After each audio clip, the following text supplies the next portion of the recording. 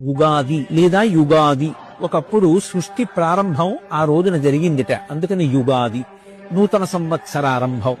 అందుకే ఆ రోజున అభ్యంగన స్నానం ఆచరించి నూతన వస్త్రధారణ చేసి రాజదర్శనము అని పంచాంగంలో రాసి ఉంటుంది. రాజదర్శనము అంటే ఈ భూమిని పరిపాలించేటటువంటి ప్రభువు ఎవరుంటారో ఆయన నా విష్ణు పృథివీపతి. విష్ణువాంశ లేనటువంటి వాడు పృథివీపతి కాలేడు.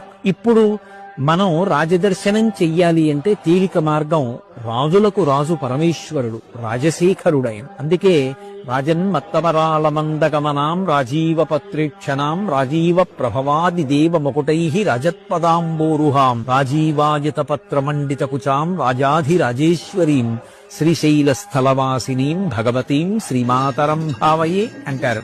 ఆ జగదంబ కన్నా పరమేశ్వరుడి కన్నా రాజాధిరాజులు ఎవరుంటారు? అందుకే చక్కగా ఆ రోజున శివాలయానికి వెళ్లి మనం పార్వతీ పరమేశ్వరుల యొక్క దర్శనం చెయ్యాలి. ఎందుచేత అంటే జగత పితరం వందే పార్వతీ పరమేశ్వరవు. ఈ జగత్తుకంతటికీ కూడా తల్లిదండ్రులు వాళ్ళు.